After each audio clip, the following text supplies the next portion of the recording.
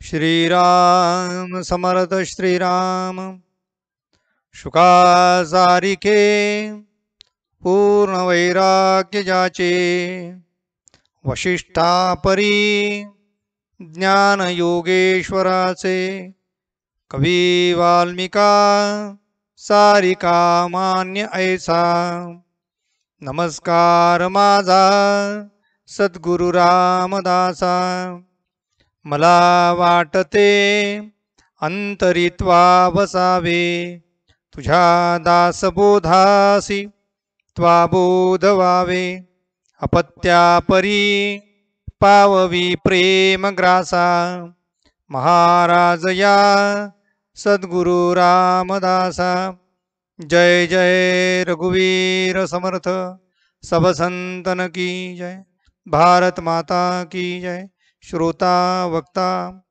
श्रीराम समर्थ श्रीराम। उपस्थित सर्व आदरणीय साधक बंधू आणि भगिनींनो, श्री समर्थांनी दशक 4 आणि समास 2 मध्ये कीर्तन भक्ती वर्णन केली आहे। नाचूक कीर्तनाचे रंगी ज्ञानदीप लावू जगी सर्व सांडूनी माझी आई वाचे विठ्ठल रखुमाई असं संत नामदेव महाराज म्हणून गेले। कीर्तन हे ज्ञान साधनेचं एक साधन होतं, ज्ञान प्राप्तीचं एक माध्यम होतं। म्हणून कीर्तनामध्ये ज्ञान मिळालं पाहिजे। जे ज्ञान आहे ते कीर्तनातून मिळते आणि म्हणून नामदेव महाराज म्हणाले नाचू कीर्तनाची रंगी। कशासाठी नाचायचं? कीर्तनासाठी नाचायचं। हरीच्या साठी जे जे तुम्ही कराल ते सुद्धा भक्ती होईल। मग ती प्रत्येक नाचणे ही सुद्धा भक्ती होईल, गाणे सुद्धा ही भक्ती होईल, टाळी वाजवणे ही सुद्धा भक्ती होईल आणि भाषण करणे ही सुद्धा भक्ती होईल। म्हणून समर्थांनी पुढच्या ओळीची पहिला शब्द भक्ती शब्द वापरलाय। ओवी क्रमांक 16 श्रीराम समर्थ श्रीराम। भक्ती ज्ञान वैराग्य लक्षण नीति न्याय स्वधर्म रक्षण साधन मार्ग अध्यात्म निरूपण प्रांजळ बोलावे श्रीराम। प्रांजळ बोलावे, आपल्याला ते सहजतेने सांगता आलं पाहिजे, स्पष्टपणे सांगता आलं पाहिजे। ज्याप्रमाणे कीर्तनामध्ये ज्ञान भक्ती आणि वैराग्य या तिन्हीचा संगम म्हणजे कीर्तन आहे। कीर्तनामध्ये भक्ती वाढेल, कीर्तनामध्ये ज्ञान वाढेल आणि कीर्तनामध्ये वैराग्य वाढेल। या तिन्हीचा जर संगम असेल तर मनुष्य म्हणजे त्याचा जीव हा भक्तीच्याकडे तो ओढल्या जाईल आणि भगवत रूप होईल। म्हणून कीर्तनामध्ये या 3 गोष्टीचा संगम आहे। आमची माऊली म्हणते आहे की जिथे भजन आहे म्हणजे नामस्मरण आहे, दुसऱ्या बाजूला प्रत्यक्ष भगवंताची मूर्ती म्हणजे प्रत्यक्ष भगवंत आहे, आणि तिसरी गोष्ट की त्या ठिकाणी साधक आहेत। या सगळ्यांमुळे ते क्षेत्र म्हणजे तीर्थक्षेत्र झाले आहे। त्या तीर्थक्षेत्रामध्ये मनुष्य जसं तीर्थक्षेत्रामध्ये केलेलं कुठलंही कार्य ते भगवंताला अर्पण होते। तीर्थक्षेत्री माणसांनी स्नान जरी केलं तर आपलं पापक क्षालन होते। तीर्थक्षेत्री जर दान केलं ते दान भगवंतापर्यंत जाऊन पोचते। तीर्थक्षेत्री जर आम्ही अन्नदान केलं तर सहस्त्रदान केल्याचं, सहस्त्र अन्नदान केल्याचं पुण्य होते, सहस्त्र भोजनाचं पुण्य मिळते। तर हे सगळे दान तीर्थक्षेत्री का करावी? कारण ते स्थान महात्म्य आहे। तसं कीर्तन हे स्थान महात्म्य आहे। कुठे कुठली गोष्ट करू नये। आमच्या घराची रचना करताना जेव्हा आर्किटेक्ट येतो किंवा एखादा नकाशा काढण्यासाठी एखादा इंजिनियर येतो तेव्हा त्या इंजिनियरला आम्ही सांगतो की आमच्या घरामध्ये स्वयंपाक खोली कुठे असली पाहिजे ते सांगा। ते म्हणतात स्वयंपाक खोली घरामध्ये अग्नेय बाजूला असली पाहिजे। देवघर कुठे असलं पाहिजे बा? तर ते ईशान्य बाजूला असलं पाहिजे। जड वस्तू कुठे असल्या पाहिजे बा? तर त्या नैऋत्य बाजूला असल्या पाहिजे. बैठक कुठे असली पाहिजे बा, तर ती वायव्य बाजूला असली पाहिजे. म्हणजे आम्ही आमच्या 4 दिशेला 4 गोष्टी असल्या पाहिजे. म्हणून आमची स्वतंत्र स्वयंपाक खोली आहे. बेडरूम आमची ठरलेली आहे, दक्षिणेच्या मध्ये बेडरूम आहे. मी काही फार त्याचा अभ्यासक म्हणून सांगत नाही आहे, पण जे माहीत आहे तेवढं सांगतोय. आणि जे माहीत ग्रंथांनी सांगितलं ते तुम्हाला सांगतोय. दक्षिणेच्या बाजूला आपण बेडरूम ठेवलेली आहे. दक्षिणेकडे पाय करून झोपू नये, पाय उत्तरेकडे करावे, डोकं दक्षिणेकडे करावं, म्हणजे शांत झोप लागते. ते सगळं शास्त्र आहे. असं असं का करावं? देवघर कशासाठी आहे की देवघरामध्ये आम्ही जप करतो, देवघरामध्ये पावित्र्य ठेवल्या जाते, देवघरामध्ये पूज्य कार्य केल्या जाते. त्या ठिकाणचे जे म्हणजे वायू लहरी आहेत त्या पवित्र असतात. म्हणून त्या ठिकाणी त्या गोष्टी कराव्या. कुठे काही चालणार नाही. आम्ही बैठकीमध्ये जेवत नाही, जेवणाच्या खोलीत झोपत नाही, स्वयंपाकाच्या खोलीत जप करत नाही, पूजा करत नाही. आम्ही आमच्या त्या ठिकाणी करतो. तेच ते स्थान ठरलेलं आहे, स्थान महात्म्य. तसं कीर्तन हे स्थान महात्म्य आहे. त्या कीर्तनामध्ये अहो रामायण सांगत असताना आपल्याला माहीत आहे, रामायण सांगणारी व्यक्ती नुसते रामायण सांगत नाही, रामचंद्रांची मूर्ती नुसती ठेवत नाही, नुसता ग्रंथ समोर ठेवत नाही, नुसते श्रोते येऊन बसत नाही, तर त्या ठिकाणी एक आसन मांडल्या जाते. आणि ते आसन हनुमंताचं असते. ते प्रत्यक्ष हनुमंतर आहे. ती रामकथा ऐकायला पहिला श्रोता म्हणून बसलेले असतात. म्हणजे स्थान महात्म्य, हनुमंत त्या कथेमध्ये येऊन बसतात. तसे कीर्तन करत असताना प्रत्यक्ष भगवंत, सगळे देव, मानवच नाही देव सुद्धा कीर्तनात येऊन बसत असतात. म्हणून त्या कीर्तनामध्ये काही करून चालणार नाही. अरे दृश्य स्वरूपात आम्हाला जे दिसतात ते श्रोते, त्यांच्या अंतःकरणामध्ये सुद्धा भगवंत वास करतोय हे सुद्धा विसरू नये. म्हणून समर्थ म्हणतात, ज्या कीर्तनामध्ये कीर्तनकारांनी श्रोत्यांसाठी कीर्तन करतात हा भाव पण पहिले काढावा. श्रोत्यांसाठी कीर्तन नाही, कीर्तन मी माझ्यासाठी करतो. आपुल्या सुखस्वार्था केलीची करावी हरिकथा. माझ्या सुखस्वार्थासाठी मी करतोय, मला आनंद वाटतो म्हणून करतोय, मला पुण्य घडतंय म्हणून करतोय, मी भगवंताकडे जातोय म्हणून मी कीर्तन करतोय. मी कोणाला ज्ञान देतो आहे यासाठी कीर्तन नाही. कीर्तन ही भक्ती योगायोगांनी श्रोत्यांना मिळालेला तो फायदा आहे, तो त्याचा उद्देश नाही आहे. माझा उद्देश भगवंताला प्रसन्न करणे आहे, श्रोत्यांना खुश करणे नाही. मग जर पेरायचंच असेल आमच्या वक्तृत्वातून तर ज्ञान, भक्ती आणि वैराग्य हे पेरता आलं पाहिजे.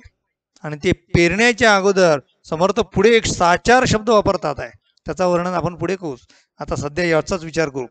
भक्ती, ज्ञान, वैराग्य, लक्षण, नीती, न्याय, स्वधर्म रक्षण. नीती, न्याय आणि स्वधर्म तिन्ही शब्द फार सुंदर आहेत. प्रत्येकाचा विचार स्वतंत्र करता येईल आणि अर्धा तास त्याचाच विचार करता येईल, पुढे जाता येणार नाही. काय करू? नीती, कसं वागावं तर माणसाने नीतीने वागावं म्हटलं. काय करावं तर न्याय करावा. पुढे म्हणतात कोणती कृती माणसाच्या हातून घडावी तर स्वधर्म कृती घडावी. असं म्हणतात स्वधनम निधनम श्रेय, परधर्म भयावह असं वचन आहे. स्वधर्म याचा अर्थ स्वकर्तव्य. इथे पुन्हा धर्माचा गोंधळ करायचा नाही. धर्म म्हणजे आपण जे मानता ते नाही, धर्म म्हणजे कर्तव्य. डिक्शनरी जरी काढला आणि त्याचा धर्म या शब्दाला समानार्थी शब्द झाला तर धर्माचे जे 8 अर्थ दिले जातात त्यापैकी एक अर्थ जो सगळ्यात महत्वाचा आहे, स्वधर्म या शब्दाचा अर्थ आहे स्वकर्तव्य. माझं कर्तव्य काय ते कीर्तनात सांगता आलं पाहिजे.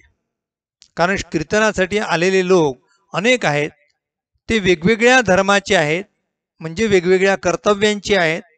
कोणी शिक्षक आहेत, कोणी डॉक्टर आहेत, कोणी इंजिनियर आहेत, कोणी व्यापारी आहेत, अनेक प्रकारचे आहेत. मग या सगळ्या लोकांना स्वतःचं कर्तव्य काय आणि ते कर्तव्य करताना नीती आणि न्यायाचा कसा वापर करायचा ते सांगणे याचा अर्थ स्वधर्माचं रक्षण करणे आहे. म्हणून स्वधर्माचं रक्षण करावं. साधन मार्ग अध्यात्म निरूपण प्रांजळ बोलावे. प्रांजळपणे सांगता आलं पाहिजे, स्पष्ट सांगता आलं पाहिजे. गोळमेळ सांगणे लोकांनी श्रोत्यांनाच गोंधळात पाडणे आहे. श्रोत्यांना गोंधळात जर ते पडत असतील तर वक्त्याने आपण आपलं प्रवचन किंवा कीर्तन टेप करावं, ते स्वतःचं स्वतः ऐकावं आणि मग लोकांना सांगावं. अगदी मनापासून सांगतो आणि माझ्या जीवनात घडलेली घटना सांगतो. काय माहितीये का, काय दोष असेल ती मी माझे सांगावे, इतरांकडे बोट दाखवू नये. इतरांकडे जेव्हा बोट दाखवले जाते तेव्हा 3 बोटं आपल्याकडे असतात. मी एक कीर्तन केलं, मोठ्या हौशीने केलं, चांगल्या व्यासपीठावर केलं. आता काय चांगलं व्यासपीठ आहे तर ते टेप झालं पाहिजे, त्या टेप रेकॉर्डर होते त्यावेळेस. ते तुमचे काही शूटिंग वगैरे काय होत नव्हते, व्हिडिओ शूटिंग होत नव्हते. आता होतात ते फार चांगलं आहे माझं मत आहे. तर ते केल्या गेलं आणि मी कीर्तन केलं आहे बा. ते कीर्तन कसं झालं हे आमचे गुरु नेहमी ऐकायचे. पहा, शिष्य घडवण्यासाठी गुरुनी सुद्धा शिष्याची कीर्तनं ऐकावीत. पण असं होऊ देऊ नका की नुसतं गुरुलाच ऐकवावं. ते गुरु तुमच्या काही जर चूक असेल तर ती दुरुस्त करण्यासाठी ते तुमची कीर्तन ऐकतात. असं अजिबात नाही की त्यांचा अभ्यास वाढावा म्हणून तुमची कीर्तन ऐकतात. तर ते आम्ही कीर्तन केले की आमचे दादा घरी यायचे, सुनील दादा, आणि त्यांना फावला वेळ असला, फावला कशाचा त्यांना वेळच नसायचा फावला, पण पोराला दुरुस्त करावं, शिष्याला शिकवावं म्हणून त्याची कीर्तनं मागून घ्यायची. कारण तू आता इतकं काल परवा कीर्तन केलं म्हणे ना, त्याची आहे का सीडी कॅसेट आहे का? म्हटलं हो आहे. ती त्यांना दिली. ती दिल्यानंतर त्यांनी ती ऐकली. काय व्हावं, मला असं वाटलं की दादा मला बोलावतील, बसवतील, पाठीवर हात ठेवतील, वा शाब्बास छान कीर्तन केलं, मला फार आवडलं, असंच कीर्तन करत जा. पण गुरु कसे आहेत माहिती का, ते एकदम कडक गुरु. आता कडक जर गुरु असले तर शिष्य टिकत नाही, भानगड आहे. कारण जरा इकडे तिकडे शब्द चालतच नाही ना. काय करणार आहे, शिष्याची मनधरणी करावी लागते. समर्थाने एका ठिकाणी म्हटलेलं आहे, शिष्य पुढे पुढे चाले आणि गुरु मागे मागे धावे. ऐक रे बाबा, ऐक रे बाबा असं करून त्याला बसून त्याला शिकवावं लागते, तेव्हा ते शिकतात. आणि ते नाही शिकवत नाही, शिकवत नाही म्हणतात. म्हणजे गुरुला गरज आहे, शिष्याला अजिबात नाही, अशी अवस्था असते कधी कधी. म्हणून आमच्या गुरूंकडे आम्ही ते गेलो आणि बसा म्हटल्याशिवाय बसायचं नाही. बस रे, मला बसवलं, हात जोडून उभा राहिलो, दादा काय म्हणता, बस पहिले 2 शब्द बोलायचे की मी जे सांगेल ते तू ऐकण्याच्या मानसिकतेमध्ये आहे का? आपण म्हणावं दादा तुमची जी आज्ञा असेल ती शिरसावंद्य सांगा.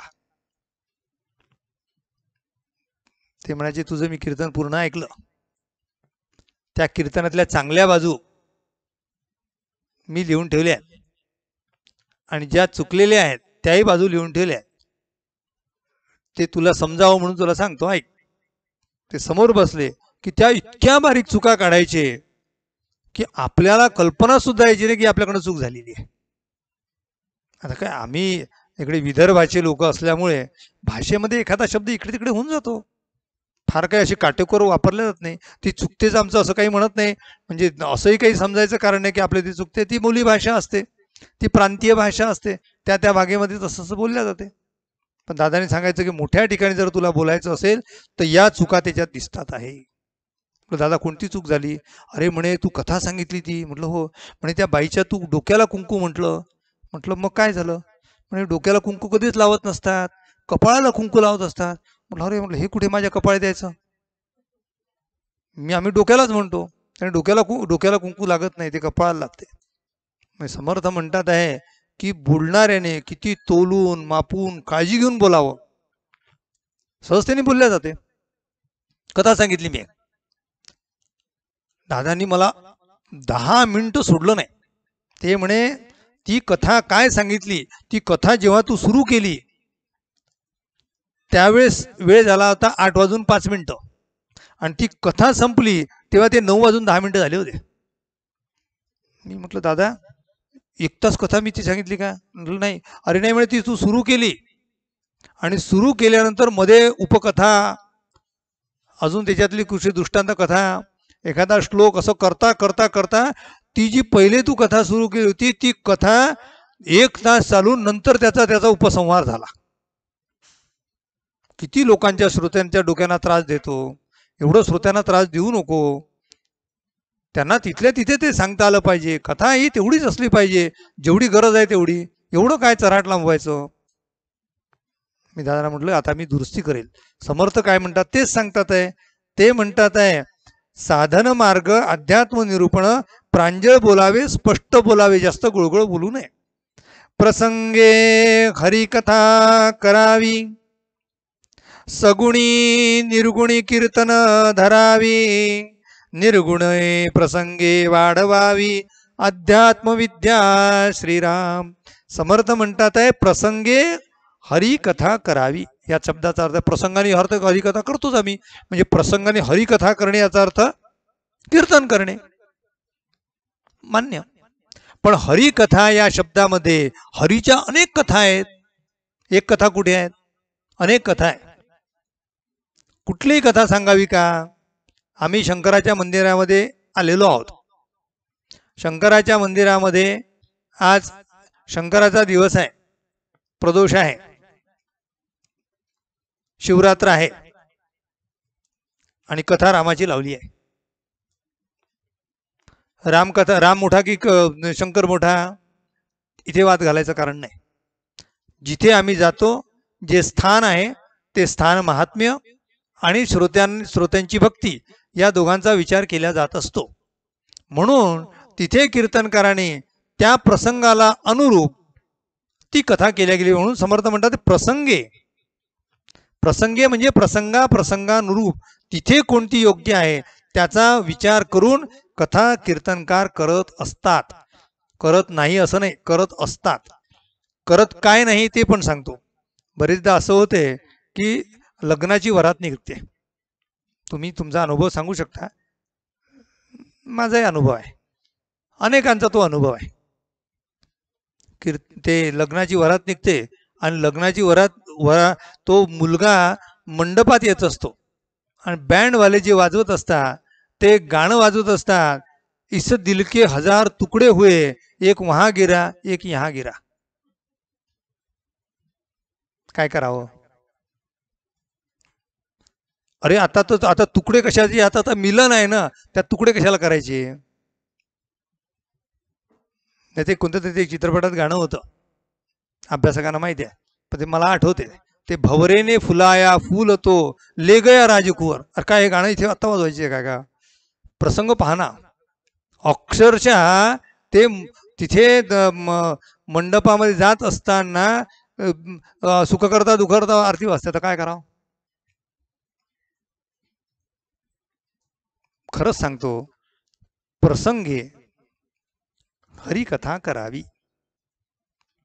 ठीक आहे, त्यांच्या चुका काढण्यापेक्षा आपल्या चुका होऊ नये याच्यासाठी समर्थ सांगतात आहे. हरिकथा करणारा कीर्तनकार हा महंत आहे, त्यांनी विसरू नये. आपण समाज प्रबोधक आहोत, समाजाला चांगलं मार्गदर्शन करणारे आहोत.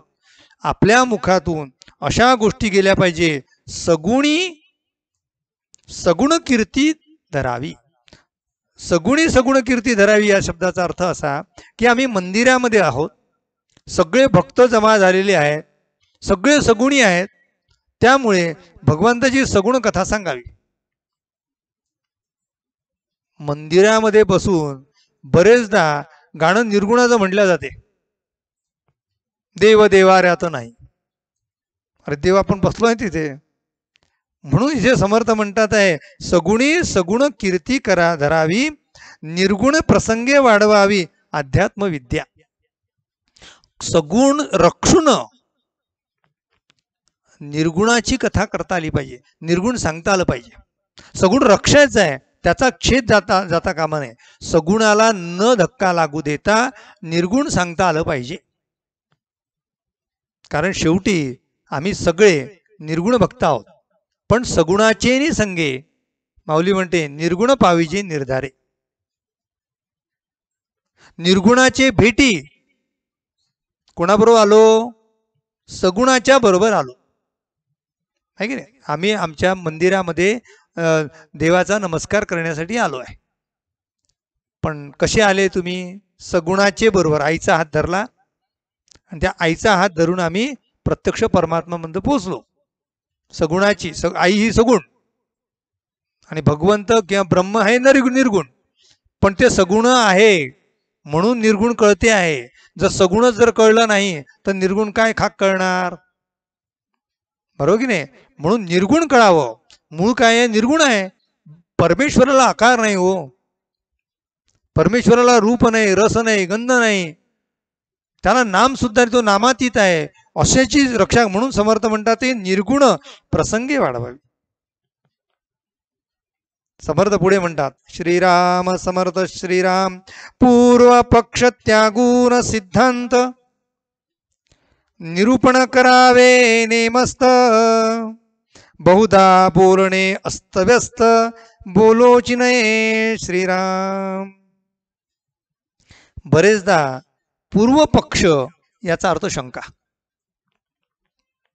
शंका निर्माण होणे पूर्व पक्षामध्ये. ते पूर्व पक्ष त्यागून सिद्धांत. बरेचदा दृष्टांत आणि सिद्धांत याच्यात गल्लत केल्या जाते. दृष्टांत जो आहे तो सिद्धांत म्हणून कीर्तनभर सांगितला जातो आणि नेमकं काय पाहिजे हे कळतच नाही, सिद्धांत समजतच नाही. म्हणून पहिले सिद्धांत, त्याच्यासाठी दृष्टांत, आणि दृष्टांत का सांगितला म्हणून पुन्हा सिद्धांत. म्हणून त्याला काय म्हटलंय? म्हणजे हरिदासाची कथा मूळ पदावर. कीर्तनकार आपल्या मूळ पदावर येणे या शब्दाचा अर्थ पूर्वरंगाचा अभंग गाणे एवढा अर्थ नाही घ्यायचा. मूळ पदावर येणे याचा अर्थ तो पूर्ण तो सिद्धांत सांगावा. म्हणून कीर्तनाच्या अभंगासाठी एक सूत्र श्लोक असतो.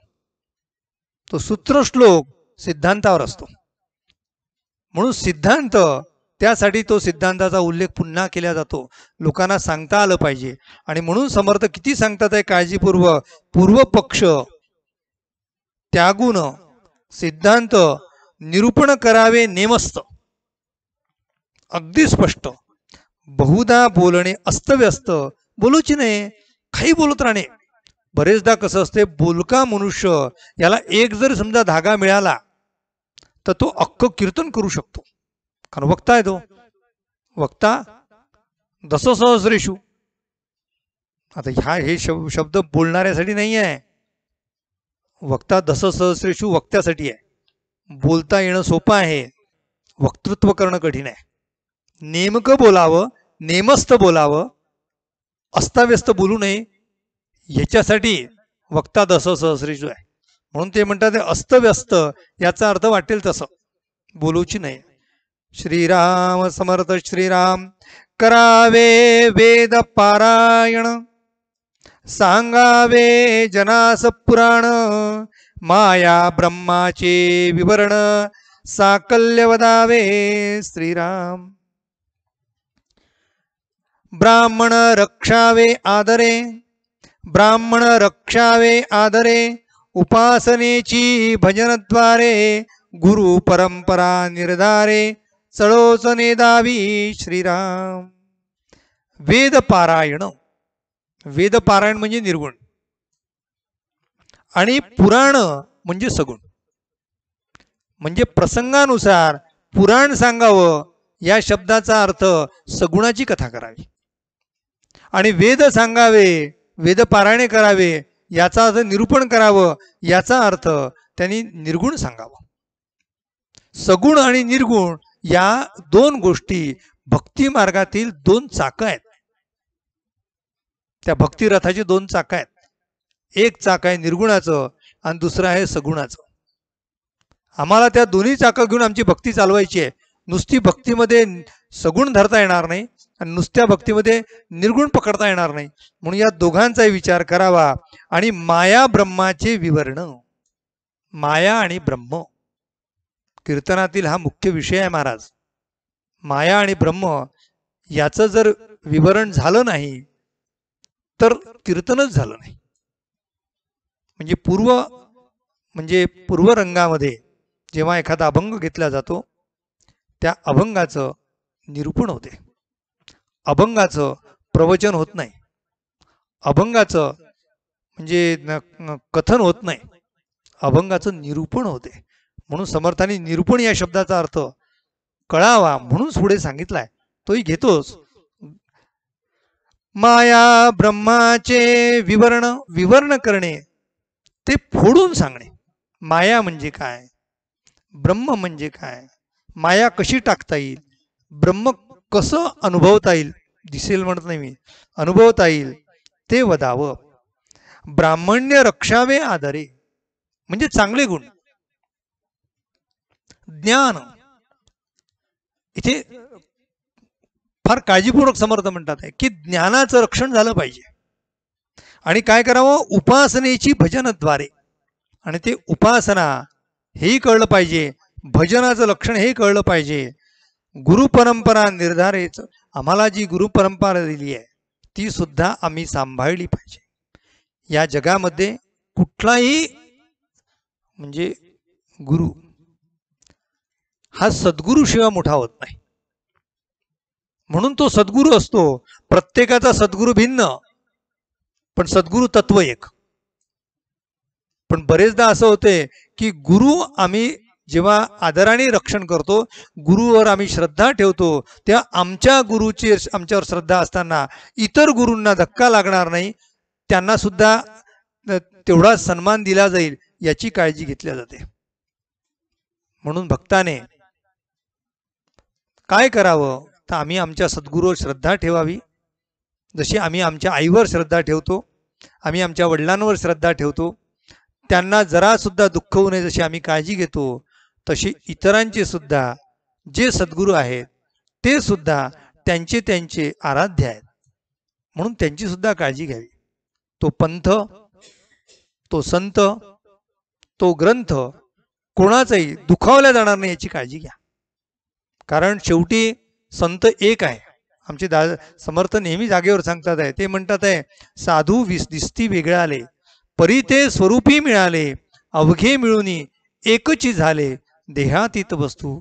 अरे वस्त्र वेगळं जरी धारण केलं असलं तरी त्यामध्ये असलेलं जे गुरुतत्व आहे ते एकच आहे. शरीर भिन्न असेल पण त्यामध्ये वास करणारा आत्मा जसा एक असतो, त्याप्रमाणे आम्ही सुद्धा सर्व सद्गुरूंची, सगळे सद्गुरू आहे म्हणून सगळ्या गुरूंना वंदन करता आलं पाहिजे, सगळ्या संतांना वंदन करता आलं पाहिजे, सगळ्या भगवंताला एक समजलं पाहिजे. आम्ही वेगवेगळे दिसतात पण ते एक आहेत. दिसतात शब्द आहे, असतात नाही, वेगवेगळे असत नाही. ते दिसणे या शब्दाचा अर्थ आहे माया आणि असणे या शब्दाचा अर्थ आहे ब्रह्म. म्हणून आम्हाला ब्रह्म कळलं पाहिजे आणि माया कळली पाहिजे. जे टाकावून द्यायचं आहे तिचं नाव आहे माया आहे, जी नष्ट होणारी आहे तिचं नाव माया आहे, जी चिरंतन राहणार आहे त्याचं नाव आहे ब्रह्म आहे. म्हणून आमचं स्वरूप काय आहे, दिसते ते टाकावं लागते त्याचं नाव माया. म्हणून शरीर हे माया. जे टाकता येत नाही, जे दिसतही नाही, जे फक्त अनुभवता येते त्याचं नाव ब्रह्म. म्हणून आत्मा हे ब्रह्म आहे, ब्रह्मस्वरूप आहे, काही फरक नाही त्याच्यात. एक दिवा जर दुसऱ्या दिव्याला प्रज्वलित करत असेल तो दुसरा दिवा आणि पहिला दिवा या दोन दिव्यामध्ये कुठलाही भेद नसतो. किंबहुना इतकं म्हणता येईल की आपल्याला कोणता दिवा पहिला लावला हे सांगता येत नाही. त्याप्रमाणे एका सद्गुरूंनी दुसऱ्या सद्गुरूला, दुसऱ्या शिष्याला जर सद्गुरूपद बहाल केलं असेल तर दोघांमध्ये कुठलाही भेद राहत नाही. आमचे समर्थ रामदास स्वामी आणि कल्याण स्वामी दोघेही सद्गुरूच आहेत. आम्ही रामकृष्ण परमहंस आणि स्वामी विवेकानंद, काय दोघांमध्ये भेद आहे? देहरूपाने भेद असेल पण आत्मरूपाने एकाने दुसऱ्याला प्रज्वलित केलेला आहे. आमचे तुकाराम महाराज म्हणतात, सद्गुरू वाचुनी सापडे ना सोय धरावे ते पाय आधी आपणासारखे करीती तत्काळ. आपल्यासारखं तो दुसऱ्याला करतो.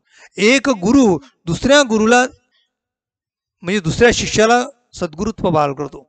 एका छाप्यातून जसे गणपती बाहेर निघतात सगळे सारखे, दोघांना काही फरक नाही, एकाला झाका दुसऱ्याला पहा, काही फरक दिसत नाही, तसे सद्गुरूकडे म्हणजे त्या एकदा त्या साच्यात बसले की त्याच्यातून निघणारा जे आहे मूर्ती ती जशी सारखी निघते, तशी एकदा भगवंताला आपण भेटलो, त्या सद्गुरूच्या चरणाला स्पर्श केला, सद्गुरूंनी कृपा केली की तो सत्शिष्य हा सद्गुरूच होतो.